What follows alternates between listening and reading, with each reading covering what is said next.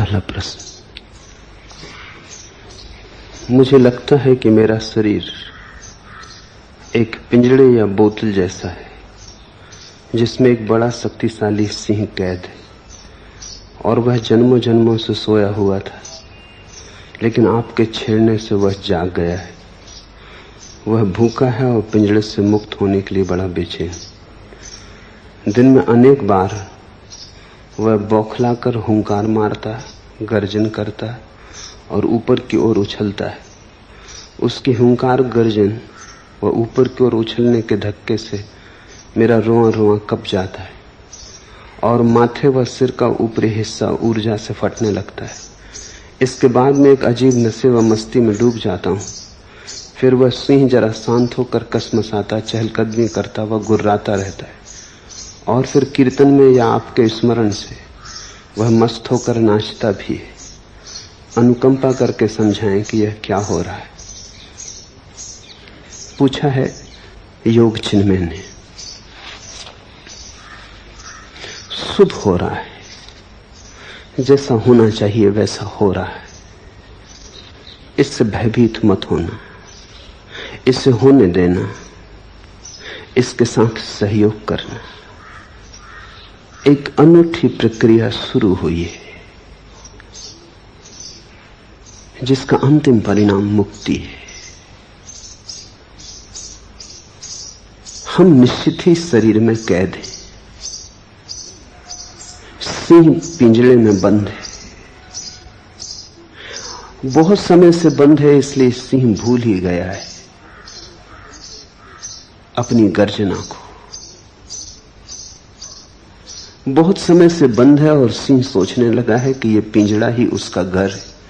इतना ही नहीं, सोचने लगा है कि मैं पिंजड़ा ही हूं। देहो अहम, मैं शरीर ही हूं। चोट करनी है, उसी के लिए तुम मेरे पास हो कि मैं चोट करूं और तुम जगो। ये वचन जो मैं तुमसे बोल रहा हूं सिर्फ वचन नहीं है, इन्हें तीर समझना।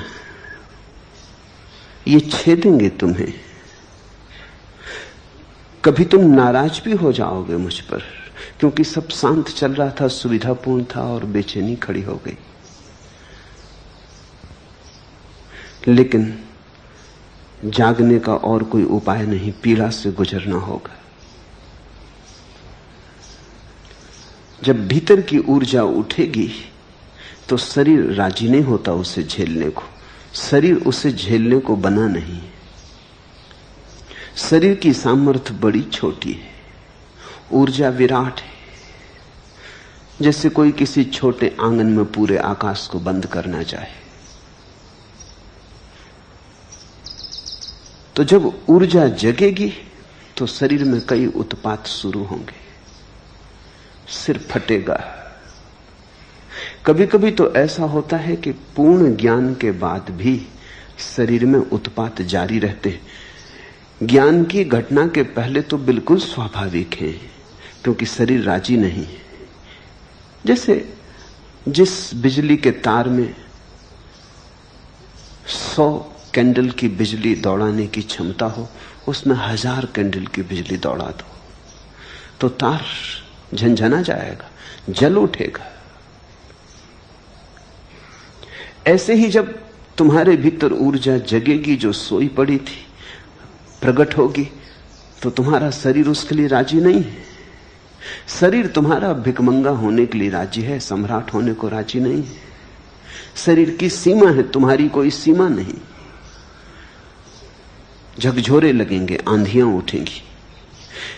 ज्ञान की घटना के पहले, समाधि के पहले तो ये झकझोरे बिल्कुल स्वाभाविक हैं। कभी कभी ऐसा भी होता है कि समाधि भी घट जाती और झकझोरे जारी रहते हैं, आंधी जारी रहती, क्योंकि शरीर राजी नहीं हो पाता। कृष्णमूर्ति के मामले में ऐसा ही हुआ है। 40 साल से परम ज्ञान की उपलब्धि के बाद भी प्रक्रिया जारी है। शरीर झटके झेल नहीं पाता।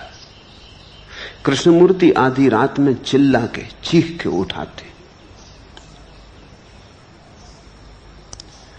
गुर्राने लगते, वस्तुतः गुर्राने लगते। और सिर में 40 साल से दर्द बना हुआ है जो जाता नहीं, आता है जाता है लेकिन पूरी तरह जाता नहीं। दर्द कभी इतना प्रगाढ़ हो जाता है कि सिर फटने लगता है। कृष्णमूर्ति के पिछले 40 वर्ष शरीर की दृष्टि से बड़े कष्ट के रहे। ऐसा कभी कभी होता है, अक्सर तो समाधि के साथ साथ शरीर राजी हो जाता है, लेकिन कृष्णमूर्ति के साथ इसलिए नहीं हो पाया शांत, क्योंकि समाधि के लिए बड़ी चेष्टा की गई। थियोसॉफी के जिन विचारकों ने कृष्णमूर्ति को बड़ा किया, उन्होंने बड़ा प्रयास किया, समाधि को लाने के लिए बड़ी अथक चेष्टा की। उनकी आकांक्षा थी कि एक जगत गुरु को वो पैदा करें। जगत को जरूरत है कोई बुद्धावतार पैदा हो। कृष्णमूर्ति ने अगर अपनी ही चेष्टा से काम किया होता तो शायद उन्हें 1-2 जन्म और लग जाते, लेकिन तब ये अड़चन न होती।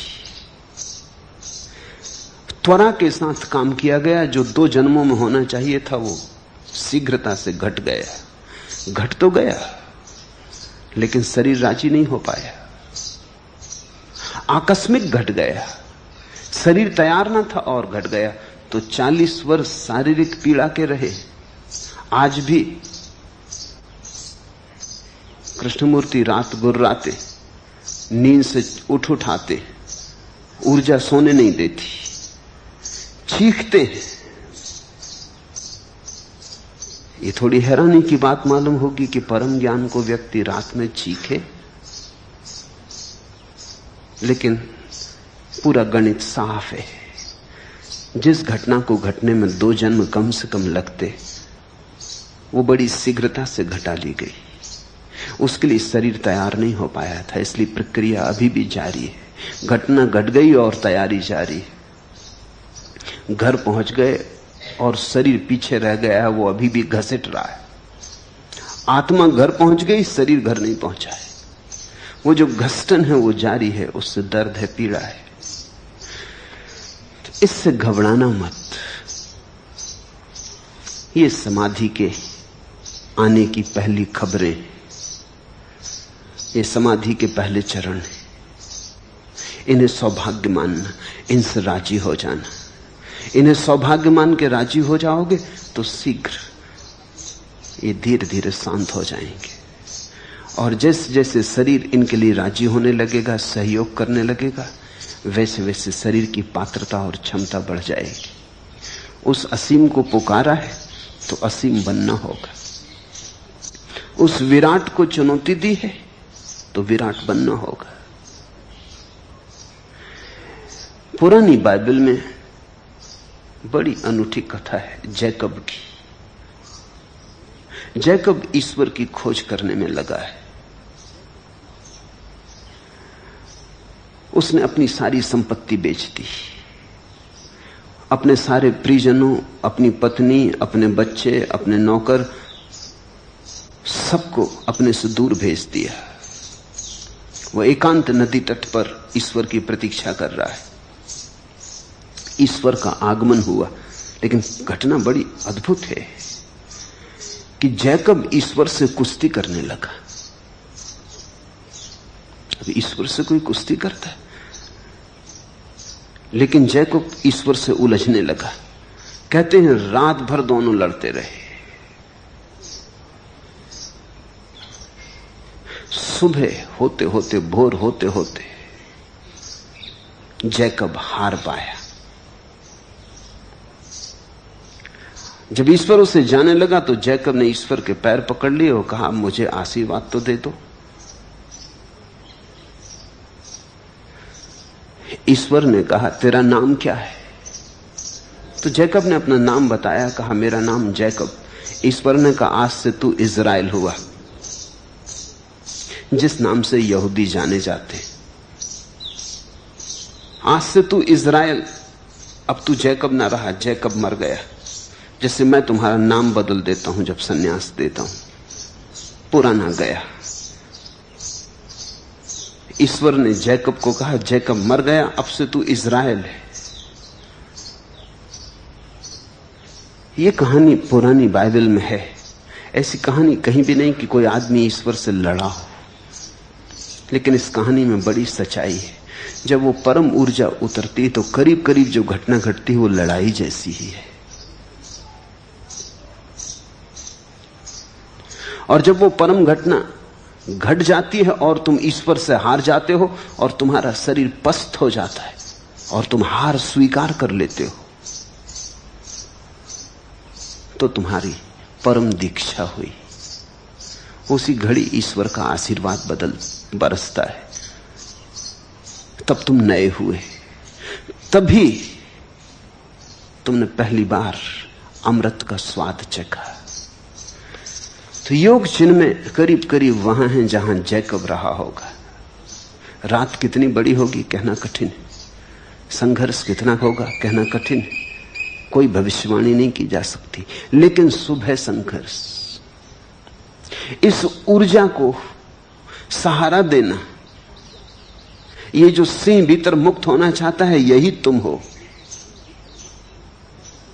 ये जो ऊर्जा उठना चाहती है सिर की तरफ, काम केंद्र से सहस्त्रार की तरफ जाना चाहती, राह बनाना चाहती, यही तुम हो। ये जन्मों जन्मों से कुंडली मार के पड़ी थी, अब ये फन उठाना शुरू कर रही है। सौभाग्यशाली हो, धन्यभागी हो। इसी से परम आशीर्वाद के करीब आओगे, तुम्हारा वास्तविक रूपांतरण होगा। कृष्णमूर्ति ने अपने नोटबुक में लिखा है कि जब भी ये सिर फटता है और रात में सो नहीं पाता और चीख पुकार उठती है और कोई मेरे भीतर गुर्राता है, उसके बाद ही बड़े अनूठे अनुभव घटते हैं। उसके बाद ही बड़ी शांति उतरती, चारों तरफ वरदान की वर्षा होती, सब तरफ कमल ही कमल खिल जाते। ठीक वैसा ही चिन्मय को होना शुरू हुआ। अच्छा है। इसके बाद में एक अजीब नशे और मस्ती में डूब जाता हूं, क्योंकि जब ऊर्जा अपना संघर्ष करके ऊपर उठेगी और शरीर थोड़ा सा राजी होगा तो एक नई मस्ती आएगी। विकास हुआ, तुम थोड़े ऊपर उठे, तुमने थोड़ा अतिक्रमण किया, तुम कारागृह के थोड़े से बाहर हुए, स्वतंत्र आकाश मिला, तुम प्रफुल्लित होगे, तुम नाचोगे, तुम मगन होके नाचोगे। फिर वह सिंह शांत होकर कसमसाता, चहलकदमी करता, गुर्राता रहता और कीर्तन में या आपके स्मरण से मस्त होकर नाचता भी है। वो सिंह नाचना ही चाहता है, शरीर में जगह नहीं है नाचने लायक। नाचने को स्थान तो चाहिए, शरीर में स्थान कहां है? शरीर के बाहर ही नृत्य हो सकता है। इसलिए अगर तुम ठीक से नाचोगे तो तुम पाओगे कि तुम शरीर नहीं रहे। नाच की आखिरी गरिमा में, आखिरी ऊंचाई पर तुम शरीर के बाहर हो जाते हो। शरीर फिरकता रहता, थिरकता रहता, लेकिन तुम बाहर होते हो, तुम भीतर नहीं होते। इसलिए तुम्हें ध्यान की प्रक्रियाओं में नृत्य को अनिवार्य रूप से जोड़ दिया हूं, क्योंकि नृत्य से अद्भुत ध्यान के लिए और कोई प्रक्रिया नहीं। अगर तुम भरपूर नाच लो, अगर तुम समग्र रूप से नाच लो, तो उस नाच में तुम्हारी आत्मा शरीर के बाहर हो जाएगी। शरीर थिरकता रहेगा, लेकिन तुम अनुभव करोगे कि तुम शरीर के बाहर हो, और तब तुम्हारा असली नृत्य शुरू होगा। यहां शरीर नीचे नाचता रहेगा, तुम वहां ऊपर नाचोगे। शरीर पृथ्वी पर, तुम आकाश पर। शरीर पार्थिव में, तुम अपार्थिव में। शरीर जड़ नृत्य करेगा, तुम चैतन्य का नृत्य करोगे, तुम नटराज हो जाओगे।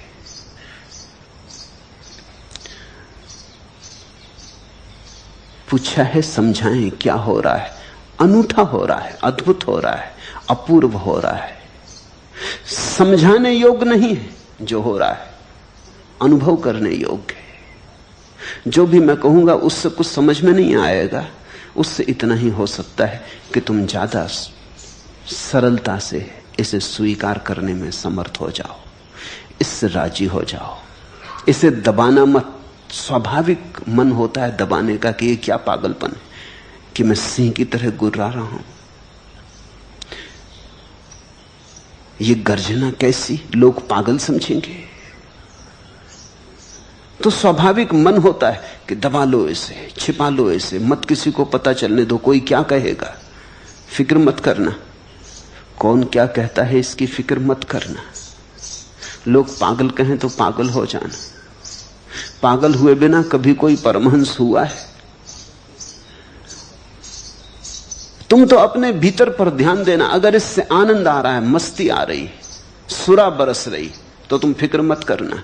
इस संसार के पास कुछ भी नहीं है इतना मूल्यवान तुम्हें देने को, इसलिए इस संसार से कोई सौदा मत करना। इंच भर भी आत्मा मत बेचना अगर पूरे जगत का साम्राज्य भी बदले में मिलता हो। जीसस ने कहा है पूरा जगत भी मिल जाए और आत्मा खो जाए तो क्या सार। आत्मा बच जाए और सारा जगत भी खो जाए तो भी सार ही सार है। हिम्मत रखना, साहस रखना, भरोसे से, श्रद्धा से बढ़े जाना। जल्दी ही धीरे धीरे करके शरीर राजी हो जाएगा।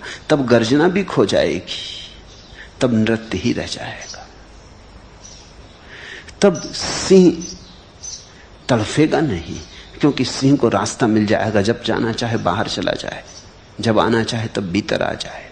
तब ये देह कारागृह नहीं रह जाती, तब ये देह विश्राम का स्थल हो जाती। तुम जब आना हो भीतर आ जाओ, जब तुम जाना हो बाहर चले जाओ। जब तुम इतनी सरलता से बाहर भीतर आ सकते हो जैसे अपने घर में आते जाते हो। सर्दी है, शीत लग रही, तो तुम बाहर चले जाते हो, धूप में बैठ जाते हो। फिर धूप बढ़ गई, सूरज चढ़ाया, गर्मी होने लगी, पसीना बहने लगा, तुम उठ के भीतर चले आते हो। जैसे तुम अपने घर में बाहर भीतर आते हो, तो घर कारागृह नहीं है। ऐसा अगर तुम कारागृह में बैठे हो तो इतनी सुविधा नहीं है कि जब तुम्हारा दिल हो बाहर आ जाओ, जब तुम्हारा दिल हो भीतर आ जाओ। कारागृह में तुम बंदी हो, घर में तुम मालिक हो। जैसे जैसे तुम्हारा सिंह नाच सकेगा बाहर, उड़ सकेगा आकाश में, चांद तारों के साथ खेल सकेगा, फिर कोई बात नहीं, फिर शरीर से कोई झगड़ा नहीं। फिर शरीर विश्राम का स्थल है। जब थक जाएगा तुम भीतर लौट के विश्राम भी करोगे। फिर शरीर से कोई दुश्मनी भी नहीं, शरीर फिर मंदिर है।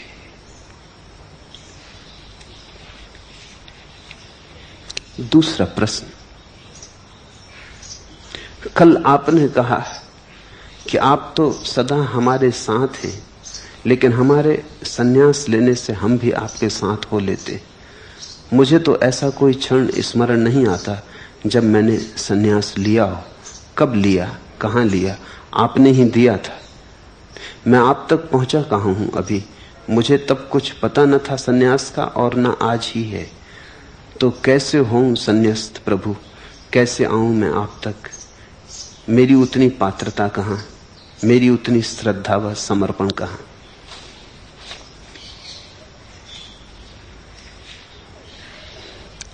ऐसा भी बहुत बार हुआ है कि मैंने सन्यास उनको भी दिया है जिन्हें सन्यास का कोई भी पता नहीं।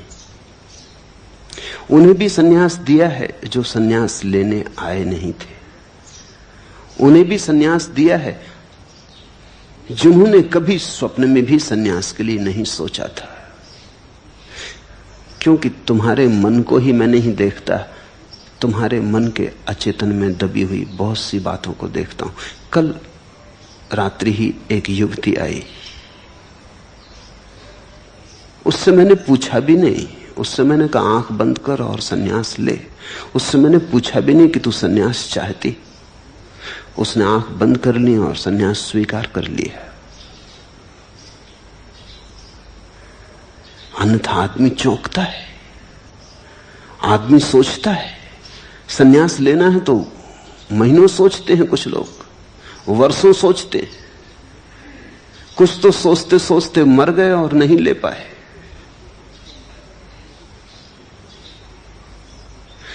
उसने चुपचाप स्वीकार कर लिया। उसे चेतन रूप से कुछ भी पता नहीं, लेकिन हम नए थोड़ी हैं, हम अति प्राचीन हैं। वो युवती बहुत जन्मों से खोजती रही, ध्यान की उसके पास संपदा है। उस संपदा को देख के ही मैंने कहा कि तू डूब, आंख बंद कर। उससे मैंने कहा तुझसे मैं पूछूंगा नहीं कि तुझे सन्यास लेना या नहीं, पूछने की कोई जरूरत नहीं। ऐसा ही मैंने दयाल को भी सन्यास दिया था। दयाल का यह प्रश्न है, दयाल से पूछा नहीं, दयाल को पता भी नहीं, तुम्हें अपना ही पता कहां है, तुम कहां से आते हो पता नहीं, क्या क्या संचित संपदा लाते हो पता नहीं, क्या क्या तुमने किया है अनेक अनेक जन्मों में उसका तुम्हें पता नहीं, क्या क्या तुमने खोज लिया था, क्या क्या अधूरा रह गया है उसका तुम्हें कुछ पता नहीं। हर बार मौत आती है और तुमने जो किया था सब चौपट कर जाती। तुम में से बहुत ऐसे हैं जो बहुत बार संन्यास्त हो चुके, हर बार मौत आके चौपट कर गई और तुम्हारी इतनी स्मृति नहीं है कि तुम याद कर लो। ऐसा ही समझो कि तुम एक काम कर रहे थे, तुम एक चित्र बना रहे थे, अधूरा बना पाए थे कि मौत आ गई। बस मौत आ गई तो तुम भूल गए, फिर तुम जन्मे। फिर अगर तुम्हें वो अधूरी चित्र की सूचना भी मिल जाए, वो अधूरा चित्र भी तुम्हारे सामने लाके रख दिया जाए, तो भी तुम्हें याद नहीं आता, क्योंकि तुमने तो सोचा ही नहीं इस जन्म में कि मैं और चित्रकार। और अगर मैं तुमसे कहूं इसे पूरा कर लो, यह अधूरा पड़ा है, तुमने बड़ी आकांक्षा से बनाया था, तुमने बड़ी गहन अभीप्सा से रचा था, अब इसे पूरा कर लो। मौत बीच में आ गई थी, अधूरा छूट गया था। तुम कहोगे मुझे तो कुछ पता नहीं, आप पकड़ा देते हैं तूलिका तो ठीक है, लेकिन मुझे तूलिका पकड़ना भी नहीं आता। आप रख देते हैं ये रंग तो ठीक है, रंग दूंगा, लेकिन मुझे कुछ पता नहीं कि चित्र कैसे बनाए जाते हैं। फिर भी मैं तुमसे कहता हूं शुरू करो, शुरू करने से ही याद आ जाएगी। चलो पकड़ो तूलिका हाथ में, याद आ जाए शायद। ऐसा हुआ दूसरे महायुद्ध में, एक सैनिक गिरा चोट खाकर, उसकी स्मृति खो गई गिरते ही। सिर पे चोट लगी, स्मृति के तंतु अस्त व्यस्त हो गए, वो भूल गया अपना नाम भी, वो भूल गया मैं कौन हूं। और युद्ध के मैदान से जब वो लाया गया तो वो बेहोश था, कहीं उसका तगमा भी गिर गया, उसका नंबर भी गिर गया। बड़ी कठिनाई खड़ी हो गई। जब वो होश में आया तो न उसे अपना नंबर पता है, ना अपना नाम पता है, ना अपना ओहदा पता है। मनोवैज्ञानिकों ने बड़ी चेष्टा की, खोजबीन करने की, सब तरह के उपाय किए, कुछ पता न चले। वो आदमी बिल्कुल कोरा हो गया, जैसे अचानक उसकी स्मृतियों से सारा संबंध टूट गया। फिर किसी ने सुझाव दिया कि अब एक ही उपाय कि इसे इंग्लैंड में घुमाया जाए। वो इंग्लैंड की सेना का आदमी था, इसे इंग्लैंड में घुमाया जाए, शायद अपने गांव के पास पहुंच के इसे याद आ जाए। तो उसे इंग्लैंड में घुमाया गया, ट्रेन पे बिठा के 2 आदमी उसे लेके चले। हर स्टेशन पे गाड़ी रुकती, वो उसे नीचे उतारते, वो देखता खड़े होके। वो थक गए, इंग्लैंड छोटा मुल्क है इसलिए बहुत अड़चन ना थी, सब जगह घुमा दिया। और अंततः एक छोटे से स्टेशन पर जहां गाड़ी रुकती भी नहीं थी, लेकिन किसी कारणवश रुक गई, वो आदमी नीचे उतरा, उसने स्टेशन पर लगी तख्ती देखी, उसने कहा अरे ये रहा मेरा गांव। वो दौड़ने लगा, वो पीछे भूल ही गया कि मेरे साथ 2 आदमी हैं। वो 2 आदमी उसके पीछे भागने लगे। वो स्टेशन से निकल के गांव में दौड़ा, सब याद आ गया, गली कूचे याद आ गए। उसने किसी से पूछा भी नहीं, गले कूचों को पार करके वो अपने घर के सामने पहुंच गया। उसने कहा अरे ये रहा मेरा घर, ये रहा मेरा नाम, ये मेरी तख्ती भी लगी। उसे सब याद आ गई, बस एक चोट पड़ी कि फिर उसे सारी याद आ गई। विस्मृति खो गई, स्मृति का तंतु फिर जुड़ गया। तो कभी कभी मैं जिसे दयाल को सन्यास दिया, इसी आशा में कि घुमाऊंगा गेरुए वस्त्रों में, शायद याद आ जाए कि तुम पहले भी गेरुए वस्त्रों में घूमे हो, कि कहूंगा नाचो, शायद नाचते नाचते किसी दिन उस मनोअवस्था में पहुंच जाओ जहां तुम्हें अतीत जन्मों के नृत्य याद आ जाएं। कहूंगा ध्यान करो, ध्यान करते करते शायद अचेतन का कोई द्वार खुल जाए, स्मृतियों का बहाव आ जाए। इसलिए तो बोले चला जाता हूं, कभी गीता पर, कभी अष्टावक्र पर, कभी जरथुस्त्र पर, कभी बुद्ध पर, कभी जीसस पर, कभी कृष्ण पर। न मालूम कौन सा शब्द तुम्हारे भीतर गूंज बना दे, न मालूम कौन सा शब्द तुम्हारे भीतर कुंजी बन जाए, न मालूम कौन सा शब्द तुम्हें जगा दे तुम्हारी नींद से। सब उपाय किए चला जाता हूं, कोशिश सिर्फ इतनी है कि किसी तरह मृत्युओं ने जो बीच बीच में आके तोड़ दिया है और तुम्हारा जीवन अस्त व्यस्त हो गया है, उसमें एक सिलसिला पैदा हो जाए, उसमें एक तांता आ जाए, एक रास्ता आ जाए। बस एक रास्ता आते ही तुम्हारी नियति करीब आने लगेगी। तुमने घर तो बहुत बार बनाया, अधूरा अधूरा छूट गया। इसलिए दयाल ठीक ही कहता है कि मुझे तो ऐसा कोई क्षण स्मरण नहीं आता जब मैंने सन्यास लिया हो। उसने लिया भी नहीं, मैंने दिया है। कब लिया, कहां लिया, आपने ही दिया था। मैं आप तक पहुंचा कहां हूं अभी? मुझ तक तो तुम तभी पहुंचोगे जब तुम तक पहुंच जाओगे। मुझ तक पहुंचने का और कोई उपाय भी नहीं। अपने तक पहुंच जाओ कि मुझ तक पहुंच गए। स्वयं को जान लो तो मुझे जान लिया। मेरे पास आने के लिए बाहर की कोई यात्रा नहीं करनी, अंतरतम और अंतरतम में उतर जाना है। न मुझे तब कुछ पता था सन्यास का, और न आज ही पता है, होगा शीघ्र ही पता होगा। न तब पता था न आज पता है, ये सच। लेकिन ये मनोदशा अच्छी कि तुम सोचते हो, जानते हो कि तुम्हें पता नहीं। दुर्भाग्य तो उनका है जिनको पता नहीं और सोचते हैं कि पता है। तुम तो ठीक स्थिति में हो। यही तो निर्दोष चित्त की बात है कि मुझे पता नहीं। तो तुम खाली हो, तो तुम्हें भरा जा सकता है। कुछ हैं जिन्हें कुछ भी पता नहीं है और बहुत है उनकी संख्या, लेकिन सोचते हैं उन्हें पता है।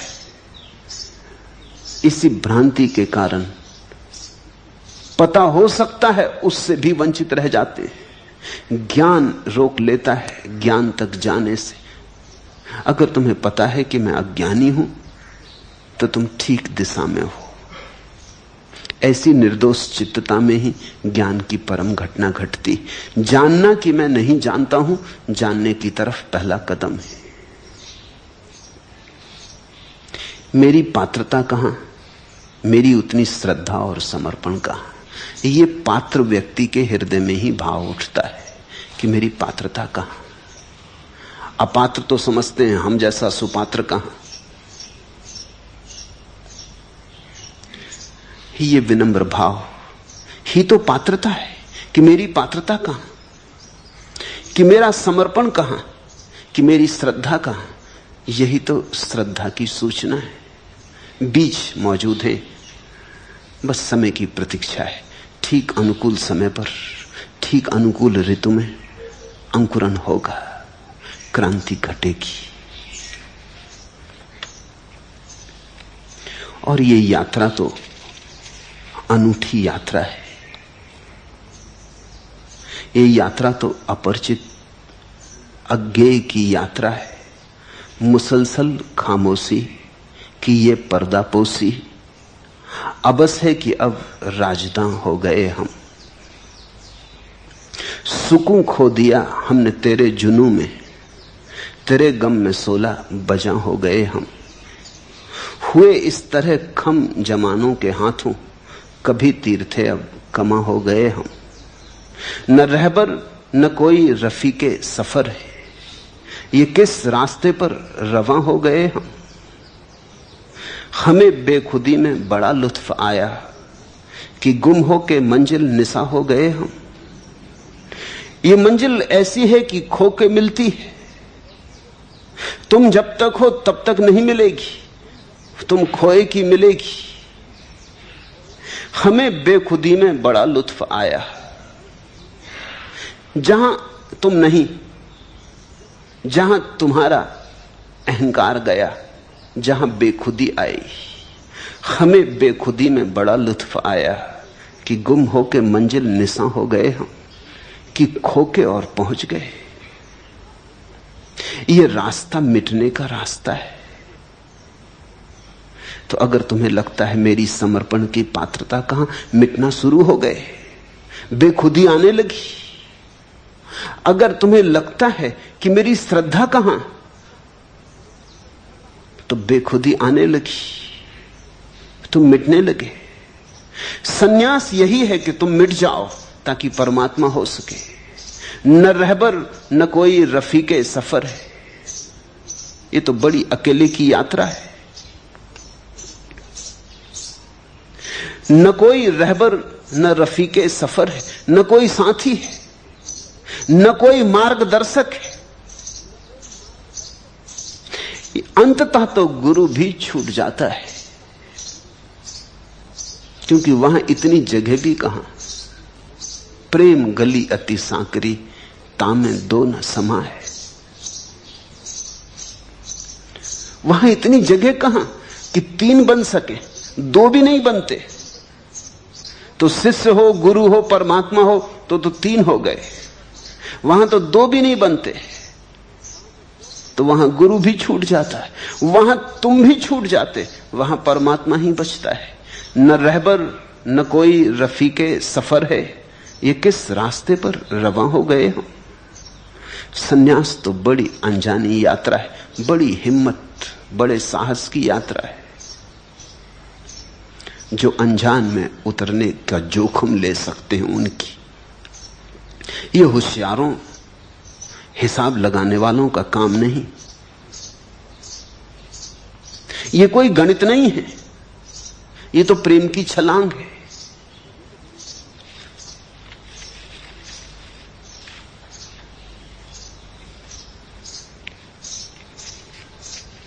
तीसरा प्रश्न, आपने कहा कि तू अभी यहीं इसी क्षण मुक्त है, लेकिन मैं इस मैं से कैसे मुक्त हूं?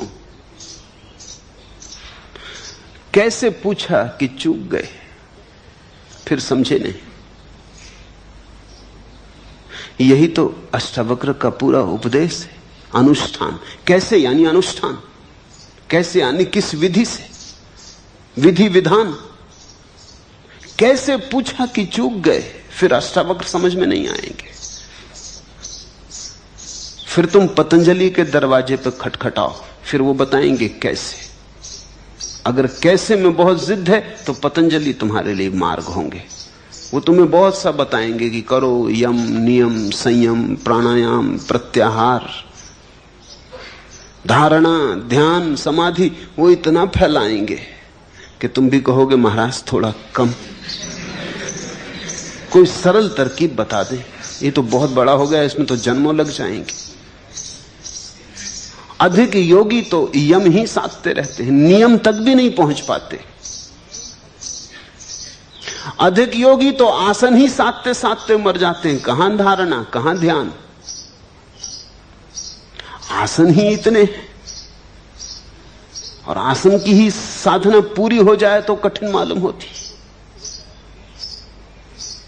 बहुत खोज करने वाले ज्यादा से ज्यादा धारणा तक पहुंच पाते, और घटना तो समाधि में घटेगी। और समाधि को भी पतंजलि दो में बांट देते, सविकल्प समाधि, निर्विकल्प समाधि। वो बांटते चले जाते हैं, सीढ़ियां बनाते चले जाते। वो जमीन से लेकर आकाश तक सीढ़ियां लगा देते। अगर तुम्हें कैसे में रुचि है, अनुष्ठान में, तो फिर तुम पतंजलि से पूछो।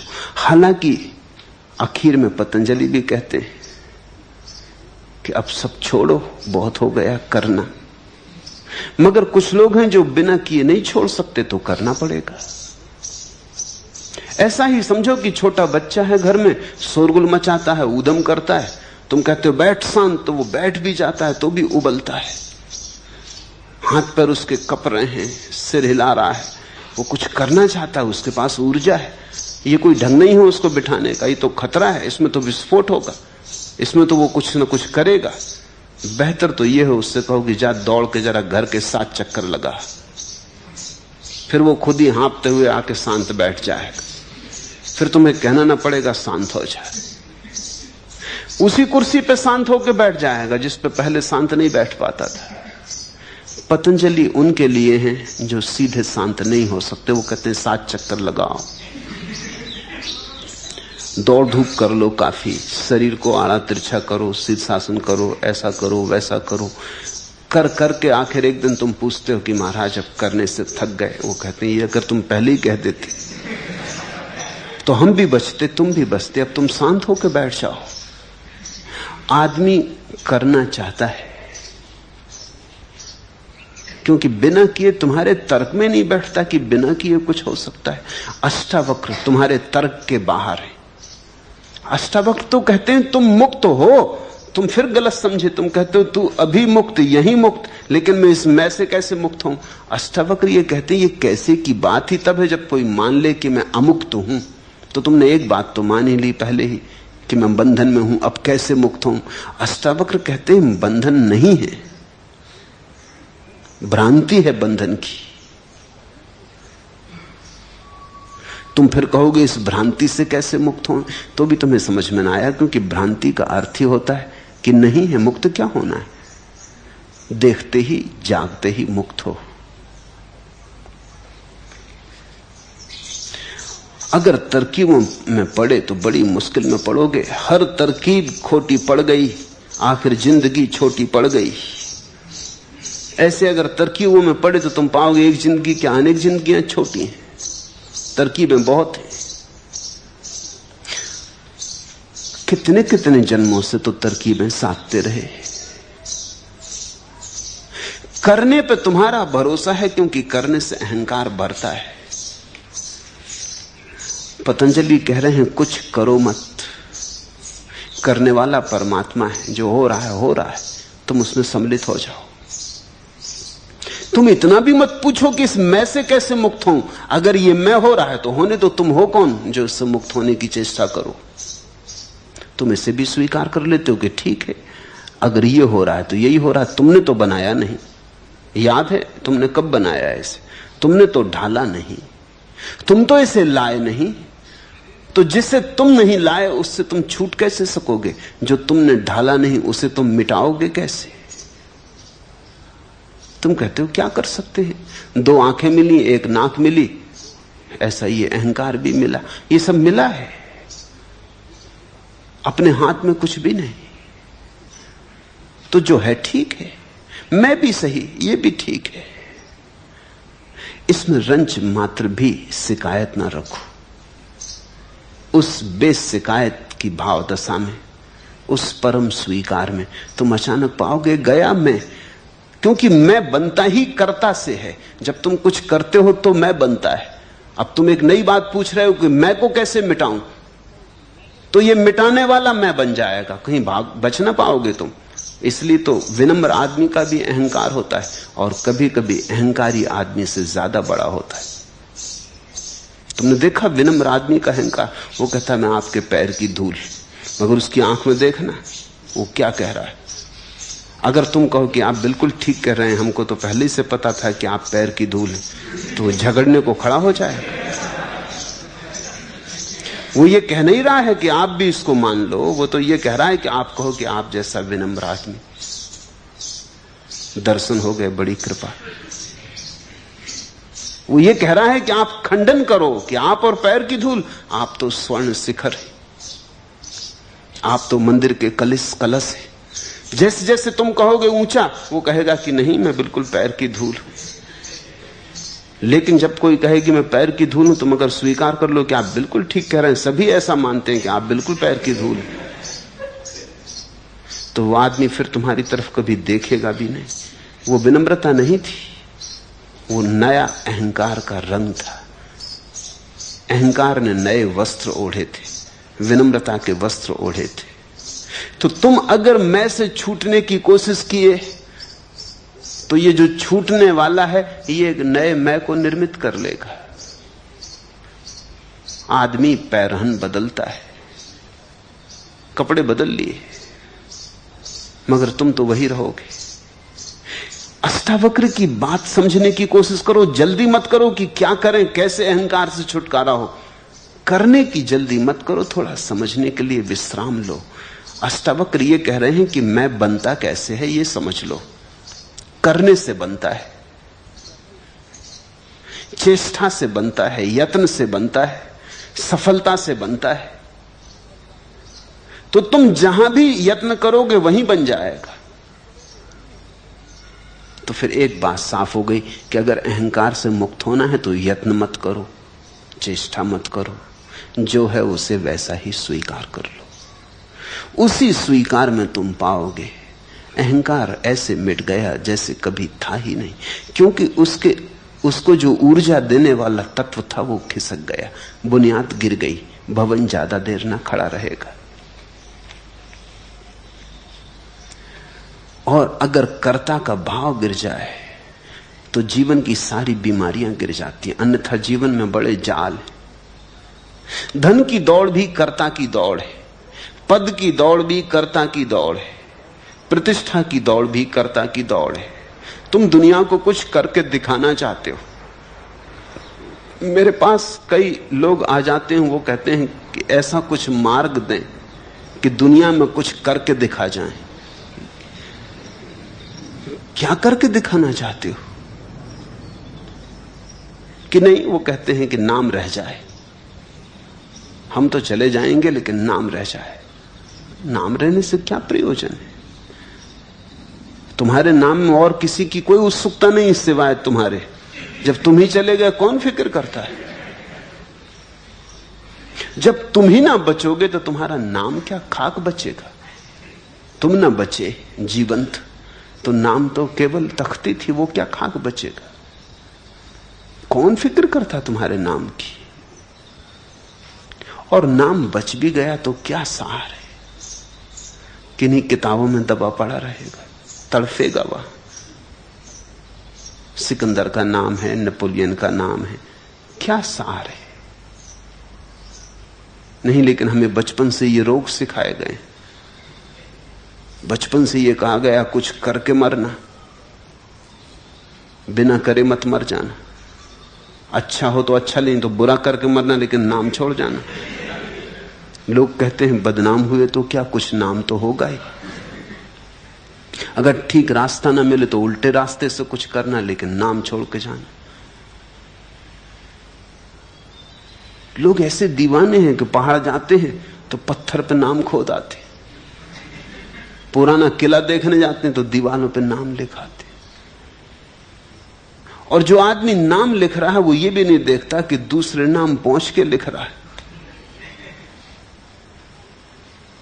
तुम्हारा नाम कोई दूसरा पहुंच के लिख जाएगा, तुम दूसरे का पहुंच के लिख रहे हो। दूसरों के लिखे उनके ऊपर तुम अपना लिख रहे हो और मोटे अक्षरों में, कोई और आके उससे मोटे अक्षरों में लिख जाएगा। किस पागलपन में पड़े हो? अलबेले अरमानों ने सपनों के बुने हैं जाल कई, एक चमक लेकर उठे हैं जज्बाते पामाल कई। रूप की मस्ती, प्यार का नशा, नाम की अजमत, जर का गुरूर, धरती पर इंसान के लिए हैं फैले माया जाल कई। अपनी अपनी किस्मत है और अपनी अपनी फितरत है, खुशियों से पामाल कई हैं, गम से माला माल कई। इंसानों का काल पड़ा है, वक्त कड़ा है दुनिया पर, ऐसे कड़े का वक्त पड़े थे, यूं तो पड़े हैं काल कई। दिल की दौलत कम मिलती है, दौलत तो मिलती है बहुत। दिल उनके मुफलिस थे, हमने देखे अहले माल कई। कितने मंजर पिन्हा है मधोसी की गहराई में, होश का आलम एक मगर मधोसी के पाताल कई। कितने मंजर पिन्हा है मधोसी की गहराई में। ये जो हमारी मूर्छा है, इसमें कितने दृश्य छिपे हैं, दृश्य के बाद दृश्य, पर्दे के पीछे पर्दे, कहानियों के पीछे कहानियां। ये जो हमारी मूर्छा है, इसमें कितने पाताल छिपे, धन के, पद के, प्रतिष्ठा के, सपनों के जाल बिछे।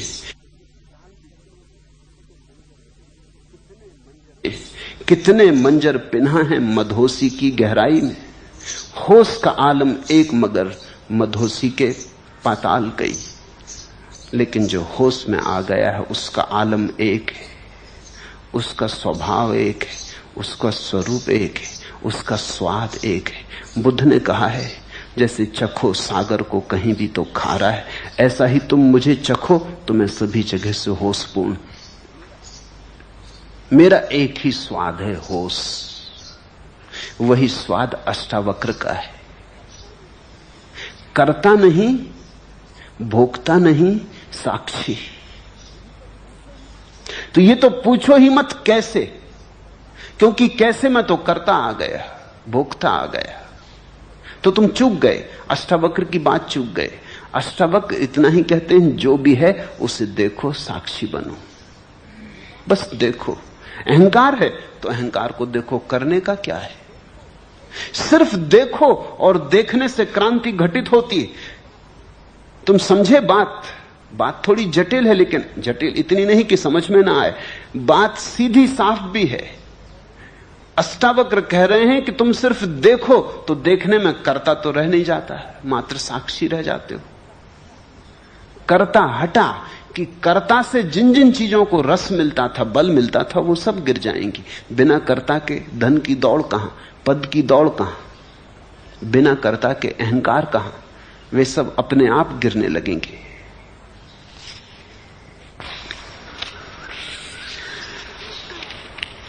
एक बात साध लो, साक्षी, शेष कुछ भी करने को नहीं, शेष सब अपने से हो जाएगा। शेष सदा होता ही रहा है, तुम नाहा के बीच बीच में खड़े हो जाते हो। मैंने सुना है एक हाथी एक पुल पर से गुजरता था, हाथी का वजन पुल कपने लगा, एक मक्खी उसकी सूंड पे बैठी थी। जब दोनों उस पार हो गए तो मक्खी ने कहा, बेटा हमने पुल को बिल्कुल हिला दिया। हाथी ने कहा, देवी मुझे तेरा पता ही ना था जब तक तू बोली न थी कि तू भी है।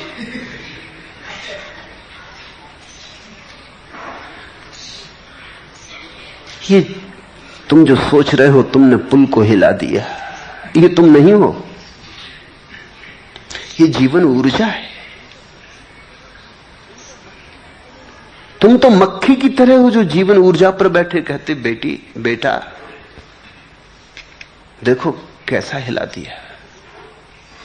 ये अहंकार तो सिर्फ तुम्हारे ऊपर बैठा, तुम्हारी जो अनंत ऊर्जा है उससे सब कुछ हो रहा है। वो परमात्मा की ऊर्जा है, उसमें तुम्हारा कुछ लेना देना नहीं। वही तुम में श्वास लेता है, वही तुम में जागता, वही तुम में सोता, तुम बीच में ही अकड़ ले लेते हो।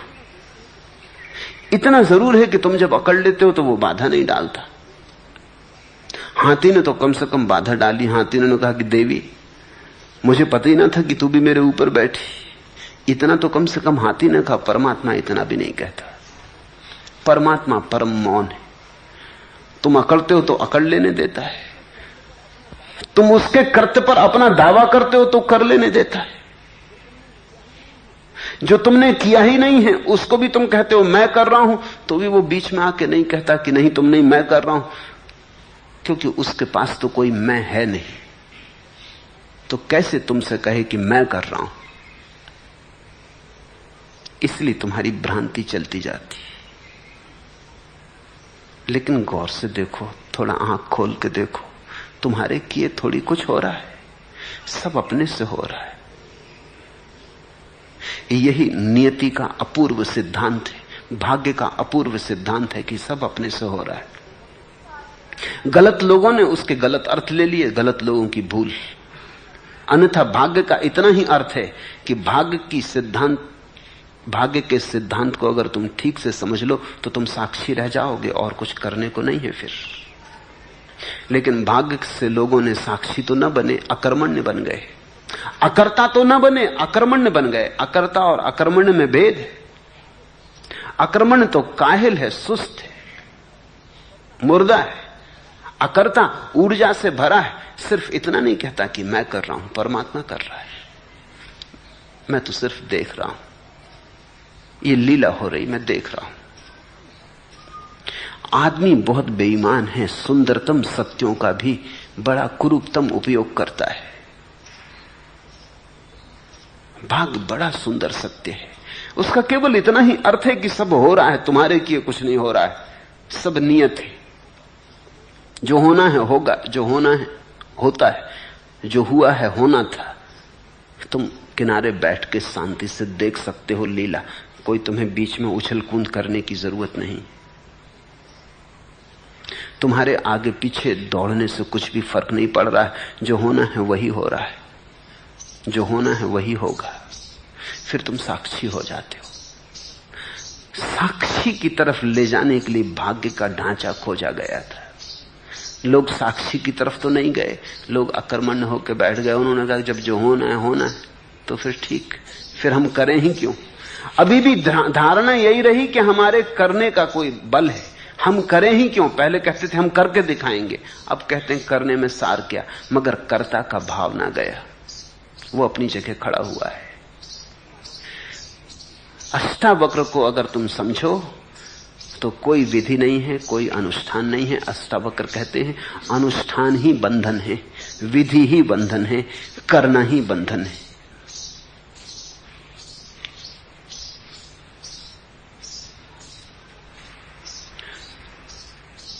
पांचवा प्रश्न, आपकी अनुकंपा से आकाश देख पाता हूं, प्रकाश के अनुभव भी होते हैं और भीतर के बहाव के साथ भी एक हो पाता हूं, लेकिन जब काम वासना पकड़ती है तब उसमें भी उतना ही डूबना चाहता हूं जितना ध्यान में। कृपया बताएं यह मेरी कैसी स्थिति। पहली बात, काम वासना के भी साक्षी बनो, उसके भी नियंता मत बनो, उसको भी जबरदस्ती नियंत्रण में लाने की चेष्टा मत करो, उसके भी साक्षी रहो। जैसे और सब चीजों के साक्षी हो वैसे ही काम वासना के भी साक्षी रहो। कठिन है क्योंकि सदियों से तुम्हें सिखाया गया कि काम वासना पाप है। उस पाप की धारणा मन में बैठी है। इस जगत में पाप है ही नहीं, बस परमात्मा है। ये धारणा छोड़ो। ये जगत में एक ही है रूप समाया सब में, वो परमात्मा है। क्षुद्र से क्षुद्र में वही, विराट से विराट में वही, निम्न में वही, श्रेष्ठ में वही। काम वासना में भी वही है और समाधि में भी वही है। यहां पाप कुछ है ही नहीं। इसका यह अर्थ नहीं कि मैं ये कह रहा हूं तुम काम वासना में ही अटके रह जाओ। मैं सिर्फ इतना कह रहा हूं उसे भी तुम परमात्मा का ही एक रूप समझो। और भी रूप है, शायद काम वासना पहली सीढ़ी है उसके रूप की। थोड़ा सा स्वाद समाधि का काम वासना में फलित होता है, इसलिए इतना रस है। जब और बड़ी समाधि घटने लगेगी तो वो रस अपने से खो जाएगा। जिन मित्र ने पूछा है कि ध्यान में लीन होता हूं, भीतर के बहाव के साथ एक हो पाता हूं, काम वासना पकड़ती तब उसमें भी उतना ही डूबना चाहता हूं। डूबो, रोकने की कोई जरूरत नहीं है। बस डूबते डूबते साक्षी बने रहना, देखते रहना कि डुबकी लग रही, देखते रहना कि काम वासना ने घेरा। असल में काम वासना शब्द ही निंदा ले आता है मन में। ऐसा कहना परमात्मा के एक ढंग ने घेरा, ये परमात्मा की ऊर्जा ने घेरा, ये परमात्मा की प्रकृति ने घेरा, परमात्मा की माया ने घेरा। लेकिन काम वासना शब्द का उपयोग करते ही पुराने सहयोग संबंध शब्द के साथ गलत है। ऐसा लगता है पाप हुआ, साक्षी रहना मुश्किल हो जाता है। या तो मूर्छित हो जाओ और या नियंता हो जाओ। साक्षी होना ना तो मूर्छित होना है और ना नियंता होना है, दोनों के मध्य में खड़ा होना। एक तरफ गिरो कुआ, एक तरफ गिरो खाई, बीच में रह जाओ तो सधे, तो समाधि। ये दोनों आसान है।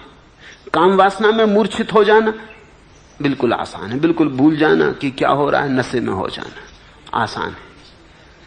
काम वासना को नियंत्रण कर लेना, जबरदस्ती रोक लेना, संभाल लेना, वो भी आसान है। मगर दोनों में ही तुम चूक रहे हो। व्यभिचारी भी चूक रहा है, ब्रह्मचारी भी चूक रहा है। वास्तविक ब्रह्मचर्य तो तब घटित होता है जब तुम दोनों के मध्य में खड़े हो, जब तुम सिर्फ देख रहे हो। तब तुम पाओगे कि काम वासना भी शरीर में ही उठी और शरीर में ही गूंजी, मन में थोड़ी छाया पड़ी और विदा हो गई। तुम तो दूर खड़े रहे, तुम में कैसी काम वासना, तुम में वासना हो ही कैसे सकती है?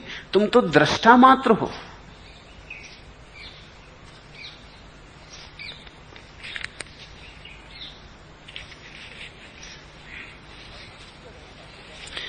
और अक्सर ऐसा होगा कि जब ध्यान ठीक लगने लगेगा तो काम वासना जोर पकड़ेगी। ये तुम समझ लो, क्योंकि अधिक लोगों को ऐसा होगा। ध्यान जब ठीक लगने लगेगा तो तुम्हारे जीवन में एक विश्राम आएगा, तनाव कम होगा। तो जन्मों जन्मों से तुमने जो जबरदस्ती की थी काम वासना के साथ, जो दमन किया था, वो हटेगा। तो दबी दबाई वासना तेज ज्वाला की तरह उठेगी।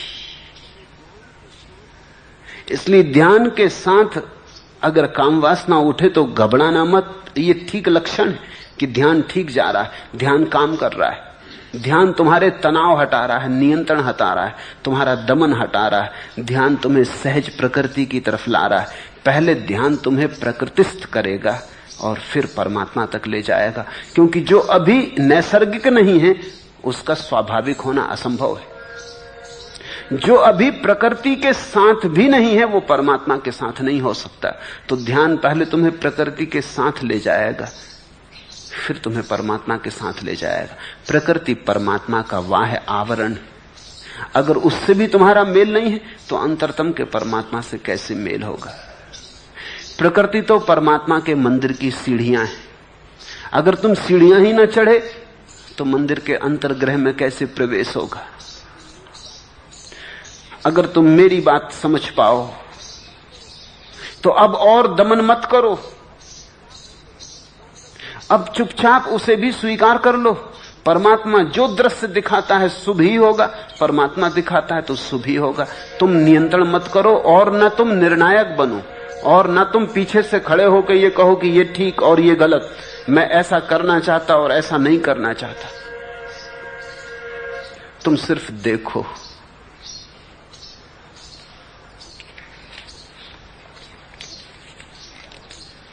उम्र ढलती जा रही, समाए अरमा भी पिघलती जा रही, रफ्ता रफ्ता आग बुझती जा रही, शौक रमते जा रहे हैं, सैल थमते जा रहे हैं, राग थमता जा रहा है, खामोशी का रंग जमता जा रहा है, आग बुझती जा रही। ठीक हो रहा है, लेकिन इसके पहले कि आग बुझे आखिरी लपट उठेगी। तुम चिकित्सकों से पूछो, मरने के पहले आदमी थोड़ी देर को बिल्कुल स्वस्थ हो जाता है, सब बीमारियां खो जाती। जो मुर्दे की तरह बिस्तर पे पड़ा था उठ के बैठ जाता है, आंख खोल देता है, ताजा मालूम पड़ता है। मरने के थोड़ी देर पहले सब बीमारियां खो जाती, क्योंकि जीवन आखिरी छलांग लेता है, ऊर्जा जीवन की फिर से उठती है। तुमने देखा दिया बुझने के पहले आखिरी भभक से जलता है, इसके पहले कि आखिरी तेल चुक जाए आखिरी बूंद तेल की पी के भभक उठता है, वो आखिरी भभक है।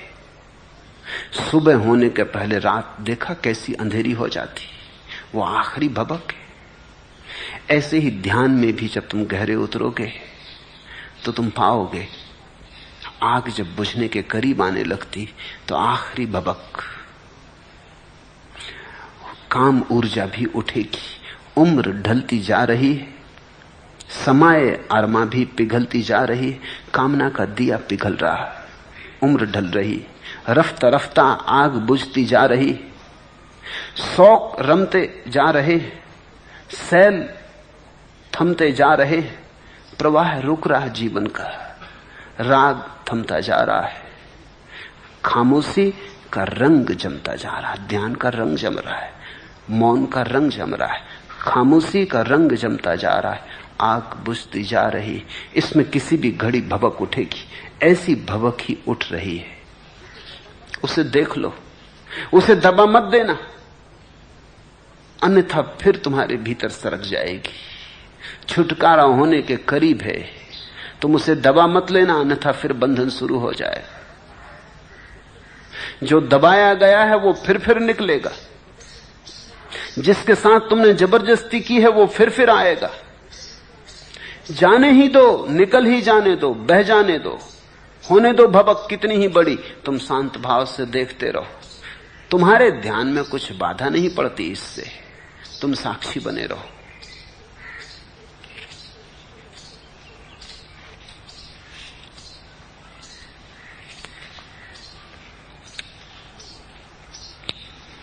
छठवां प्रश्न, आपने कहा कि किसी भी बंधन में मत पड़ो, शांत और सुखी हो जाओ, तो क्या सन्यास भी एक बंधन नहीं है? और क्या विधि उपाय व प्रक्रिया भी बंधन नहीं है? कृपया समझाएं। अगर बात समझ में आ गई तो पूछो ही मत,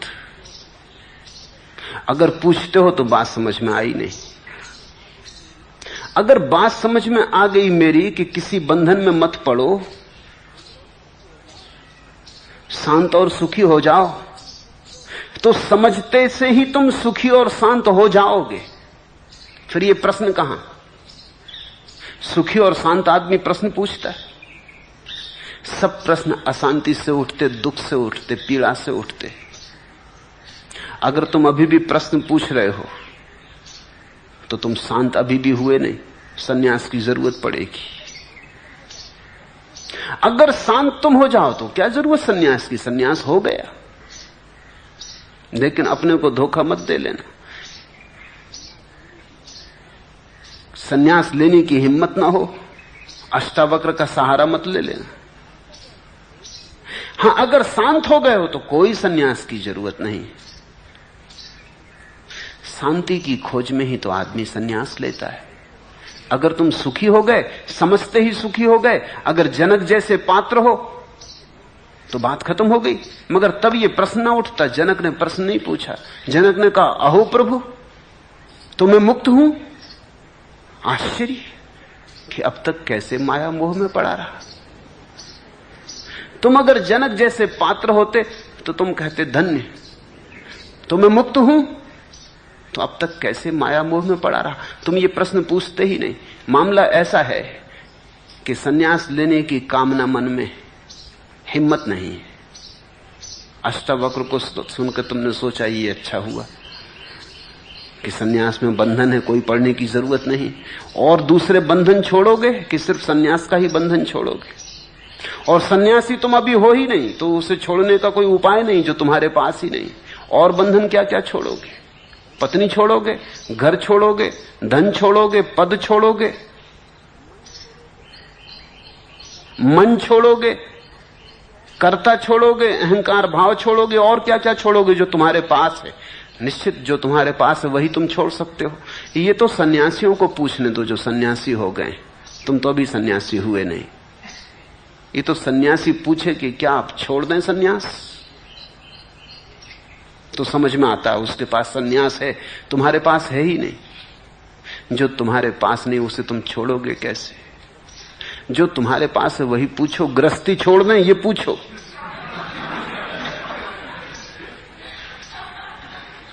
अष्टावक्र की पूरी बात सुनकर तुमको इतना ही समझ में आया कि सन्यास बंधन है और कोई चीज बंधन है?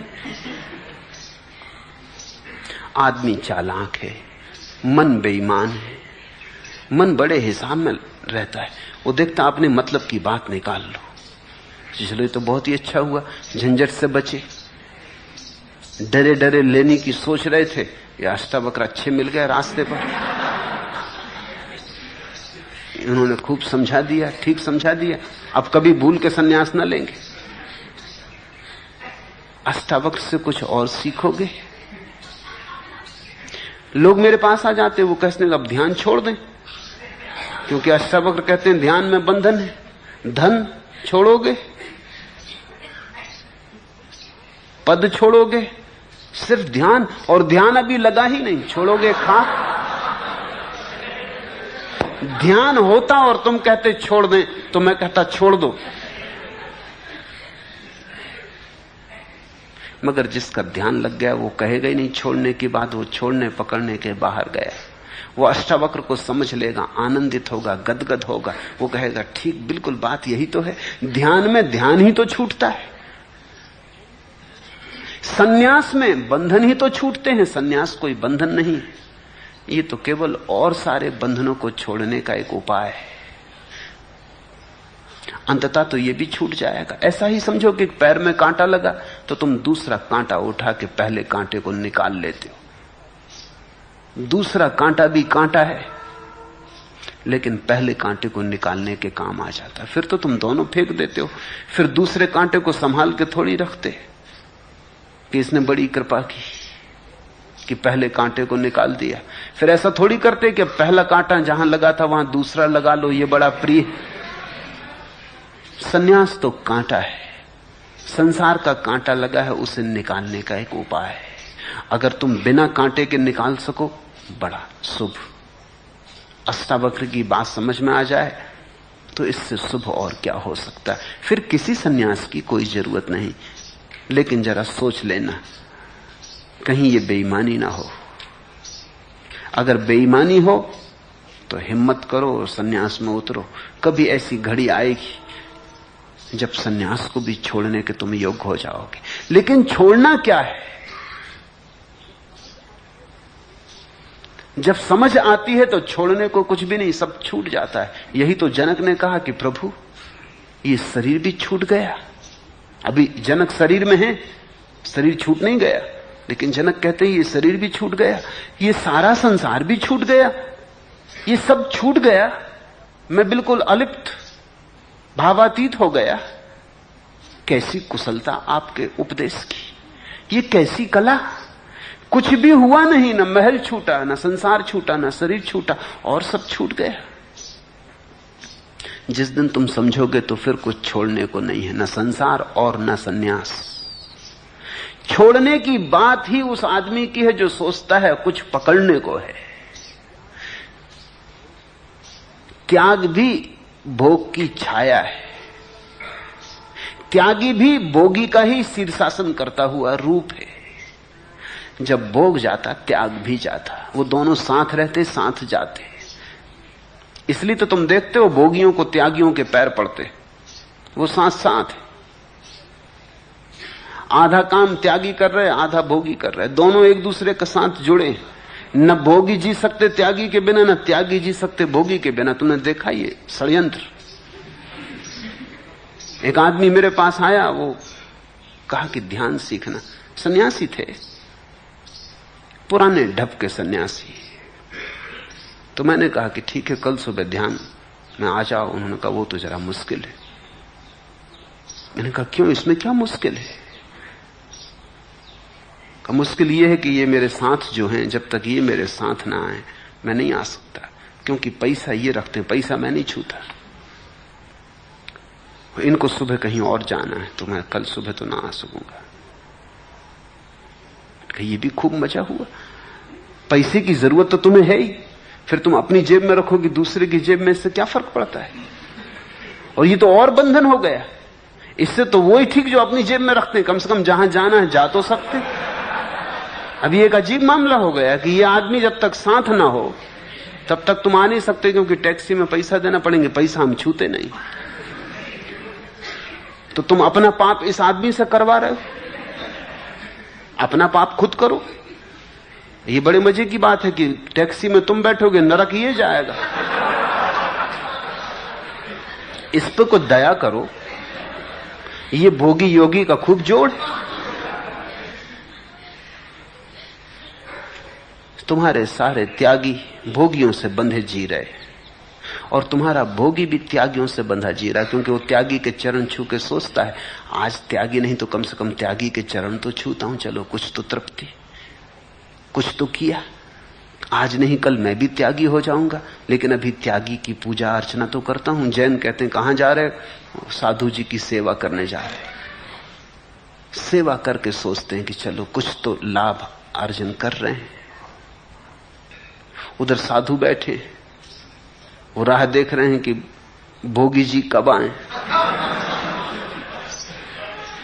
इधर भोगी जी हैं, वो देखते हैं कि साधु जी कब गांव में पधारे, तो भोगी जी और साधु जी दोनों एक ही सिक्के के पहलू हैं।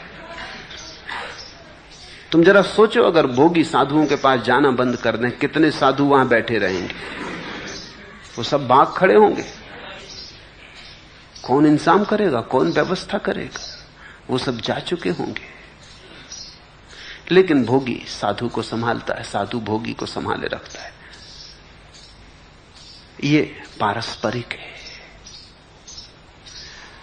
वास्तविक ज्ञानी न तो त्यागी होता न भोगी होता।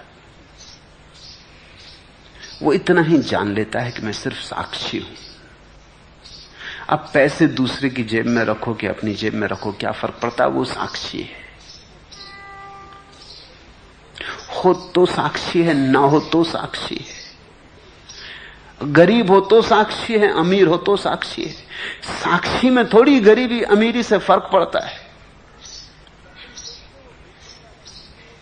क्या तुम सोचते हो भिखमंगा साक्षी होगा तो उसका साक्षीपन थोड़ा कम होगा, और सम्राट साक्षी होगा तो उसका साक्षीपन थोड़ा ज्यादा होगा? साक्षीपन कहीं कम ज्यादा होता है। गरीब हो कि अमीर, स्वस्थ हो कि अस्वस्थ, पढ़ा लिखा हो कि बेपढ़ा लिखा, सुंदर हो कि कुरूप, ख्याति नाम हो कि बदनाम, इससे कोई फर्क नहीं पड़ता। साक्षी कुछ ऐसी संपदा है जो सभी के भीतर बराबर है, उसमें कुछ कम ज्यादा नहीं होता। हर स्थिति के हम साक्षी हो सकते हैं, सफलता के, विफलता के, सम्मान के, अपमान के। साक्षी बनूं,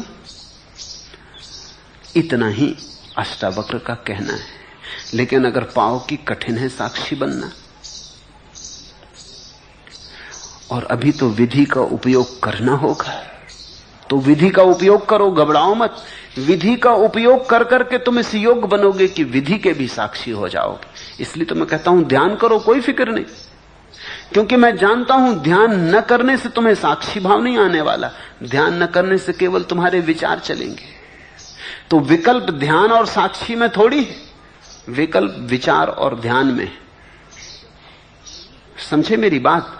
तुम जब नहीं ध्यान करोगे, सुन लिया अष्टावक्र को, अष्टावक्र ने कहा ध्यान इत्यादि सब बंधन है, और बिल्कुल ठीक कहा, 100% ठीक कहा। तो तुमने ध्यान छोड़ दिया तो तुम क्या करोगे? साक्षी हो जाओगे। उस समय तुम वही कूड़ा करकट विचार दोहराओगे। तो ये तो बड़े मजे की बात हुई। ये तो अष्टावक्र के कारण तुम और भी संसार में गिरे। ये तो सीढ़ी जिससे चढ़ना थी तुमने नरक में उतरने के लिए लगा ली। सीढ़ी वही है। मैं तुमसे कहता हूं ध्यान करो, क्योंकि अभी तुम्हारे सामने विकल्प ध्यान और विचार इसका है। अभी साक्षी का तो तुम्हारे सामने विकल्प नहीं है।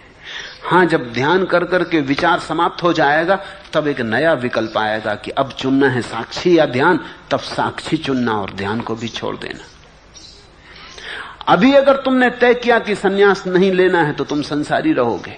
अभी विकल्प सन्यास और संसार में। अभी मैं कहता हूं लो सन्यास, फिर एक दिन ऐसी घड़ी आएगी कि विकल्प संसार और सन्यास का नहीं रह जाएगा। सन्यास तो गया, संसार रह गया। तब परम सन्यास और सन्यास का विकल्प होगा। तब मैं तुमसे कहूंगा जाने दो सन्यास, अब डूबो परम सन्यास में। हां, अगर तुम क्षण भर में जनक जैसे जा सकते हो तो मैं बाधा देने वाला नहीं। तुम सुखी हो जाओ, सुखी भव। न हो पाओ तो इसमें कोई और निर्णय करेगा नहीं, तुम ही निर्णय करना कि अगर सुखी नहीं हो पा रहे तो फिर कुछ करना जरूरी है।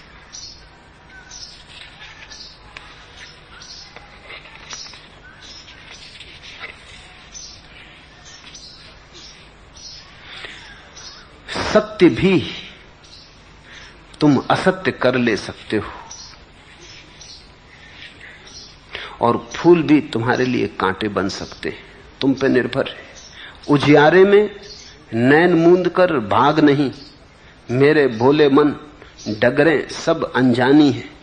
पथ में मिलते सूल सिला, भीनी भीनी गंध देखकर सुमनों का विश्वास न कर।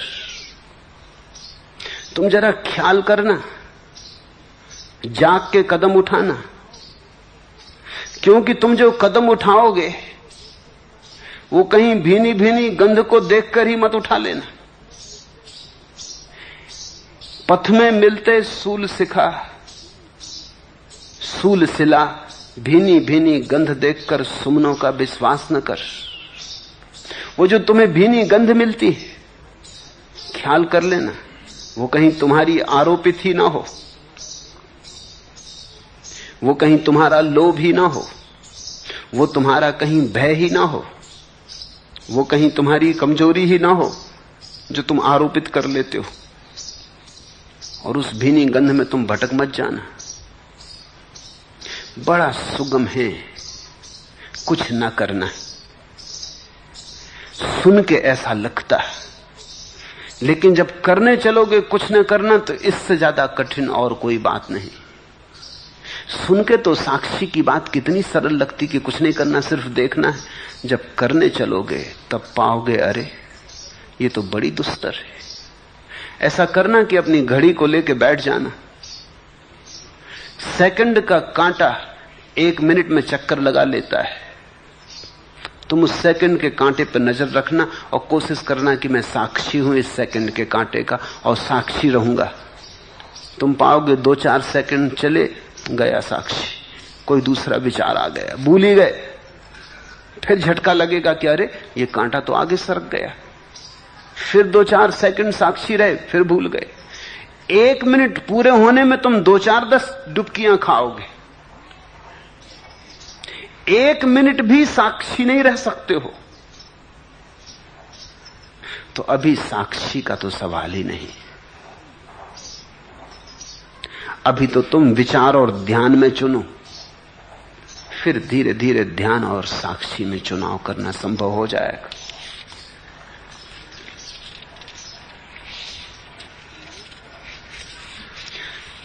सन्यास का पूछते हो तो सन्यास तो सिर्फ मेरे साथ होने की एक भावभंगिमा है। ये बंधन नहीं है, तुम मुझसे बंध नहीं रहे हो।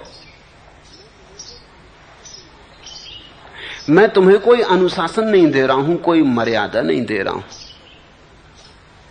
मैं तुमसे कह नहीं रहा कब उठो, क्या खाओ, क्या पियो, क्या करो, क्या ना करो। मैं तुमसे इतना ही कह रहा हूं कि साक्षी रहो। मैं तुमसे इतना ही कह रहा हूं कि मेरा हाथ मौजूद है, मेरे हाथ में हाथ गहो। शायद 2 कदम मेरे साथ चल लो तो मेरी बीमारी तुम्हें भी लग जाए। संक्रामक है ये बीमारी। बुद्ध के साथ थोड़ी देर चल लो तो तुम उनके रंग में थोड़े रंग जाओगे, एकदम बच नहीं सकते। थोड़ी गंध उनकी तुम में से भी आने लगेगी। बगीचे से गुजर जाओ तो तुम्हारे कपड़ों में भी फूलों की गंध आ जाती। फूल छुए भी नहीं तो भी। सन्यास तो मेरे साथ चलने की थोड़ी हिम्मत है, थोड़ी भावभंगिमा। ये तो मेरे प्रेम में पड़ना है। इस प्रेम की पूरी प्रक्रिया यही है कि तुम्हें मुक्त करने के लिए मैं आयोजन कर रहा हूं। तुम मेरे साथ चलो तो मुक्ति की गंध तुम्हें देना चाहता हूं।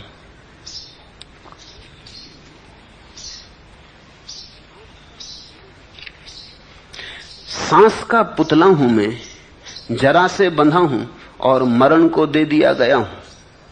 पर एक जो प्यार है ना, उसी के द्वारा जीवन मुक्त में किया गया हूं। काल की दुर्वह गदा को एक कौतुक भरा बाल क्षण तौलता है।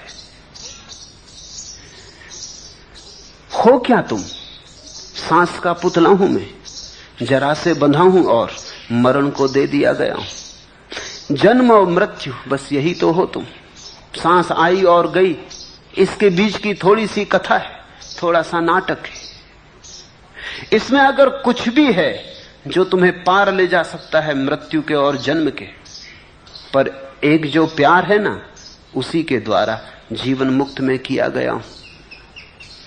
अगर जन्म और मरण के बीच प्यार घट जाए, सन्यास तो मेरे साथ प्रेम में पड़ना है,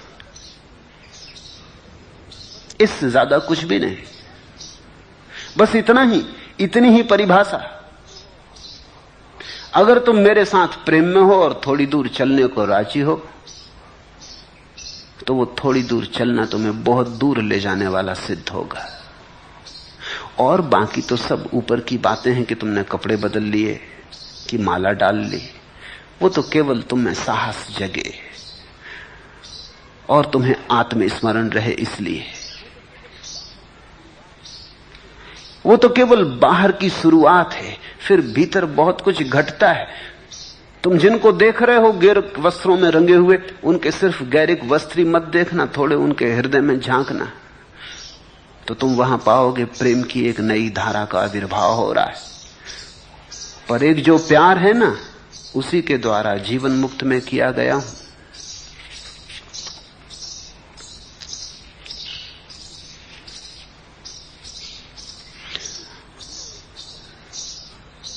मुझे गिरने दो तुम्हारे ऊपर।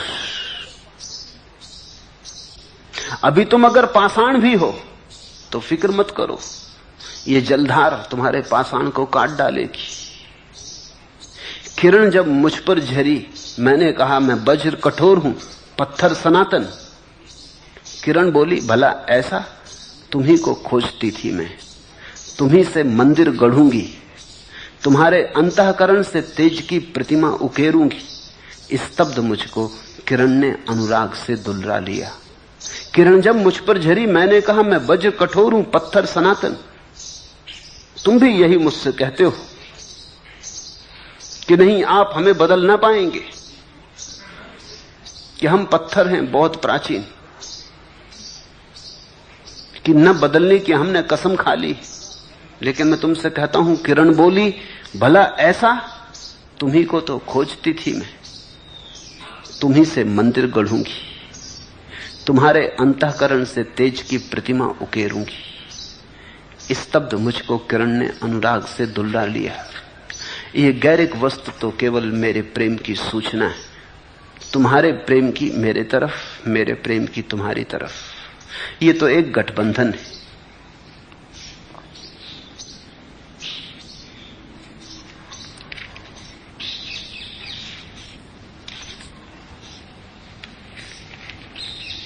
आखिरी प्रश्न। हे प्रिय प्यारे, प्रणाम ले लो, इन आंसुओं को मुकाम दे दो। तुमने तो भर दी है झोली, फिर भी मैं कोरी की कोरी। हे प्रिय प्यारे मीत हमारे, शीस श्रीफल चरण तुम्हारे।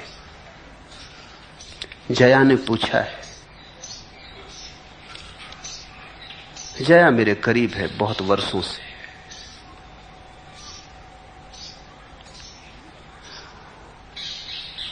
ठीक मीरा जैसा हृदय है उसके पास,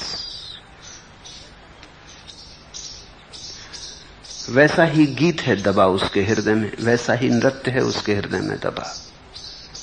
जब प्रकट होगा, जब वो अपनी महिमा में प्रकट होगी, तो एक दूसरी मीरा प्रकट होगी। ठीक समय की प्रतीक्षा है। कभी भी किरण उतरेगी और अंधकार कटेगा। और हिम्मतवर है, इसलिए भविष्यवाणी की जा सकती कि होगा।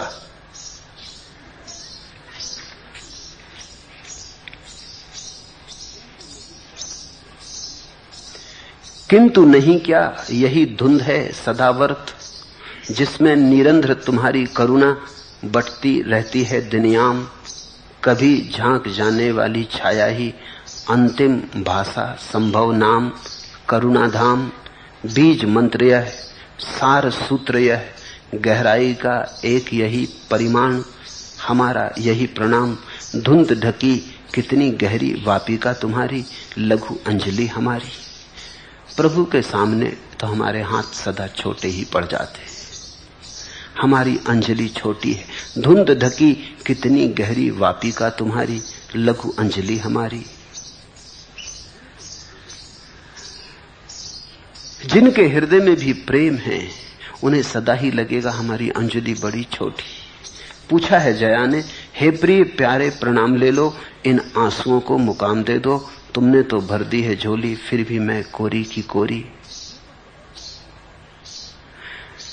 ये कुछ ऐसा भराव है कि इसमें आदमी और शून्य होता चला जाता।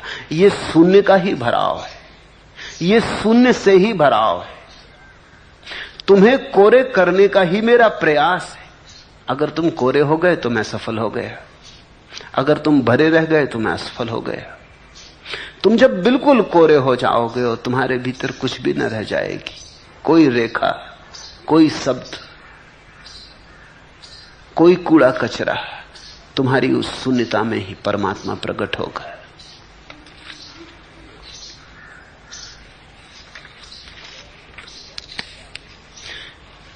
जया से कहूंगा, जा आत्मा जा, कन्या वधू का उसकी अनुगा, वह महाशून्य ही अब तेरा पथ, वह महाशून्य ही अब तेरा पथ।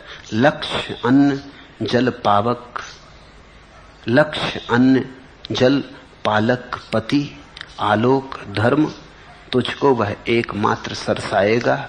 ओ आत्मारी तू गई वरी, ओ संप्रक्ता ओ परिणीता, महाशून्य के साथ भावने तेरी रची गई, महाशून्य के साथ भावरें तेरी रची गई। ये रिक्त होना, ये कोरा होता जाना, महाशून्य के साथ भावरों का रच जाना है। नाचते उस शून्य के महाभाव को प्रकट करते, गुनगुनाते मस्त खोते जाना है।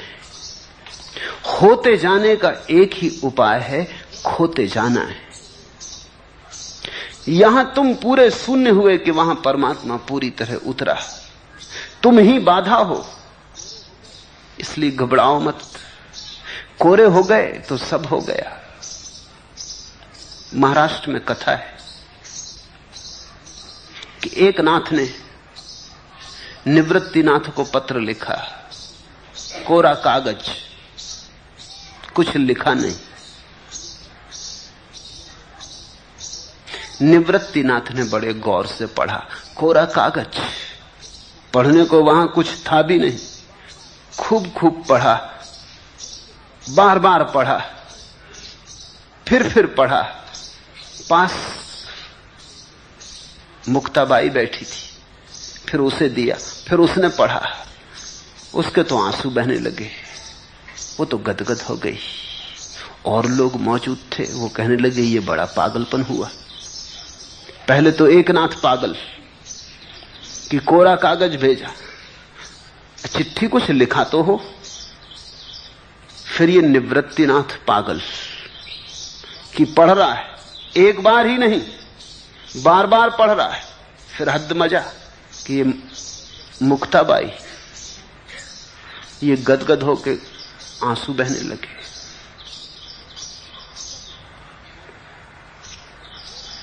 सब शास्त्र कोरे कागज है, और कोरा कागज पढ़ना आ जाए तो सब शास्त्र पढ़ने आ गए। वेद, कुरान, गुरु ग्रंथ, गीता, उपनिषद, बाइबल, धम्मपद, जिसने कोरा कागज पढ़ लिया सब आ गया। तुम कोरे कागज जैसे हो जाओ, इसी चेष्टा में संलग्न, तुम्हें मिटाने में लगाओ, क्योंकि तुम ही बाधा हो।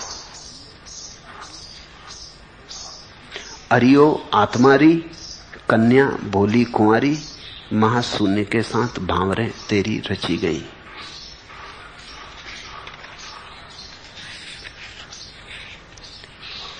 हरिओम तत्सत। आज इतना है।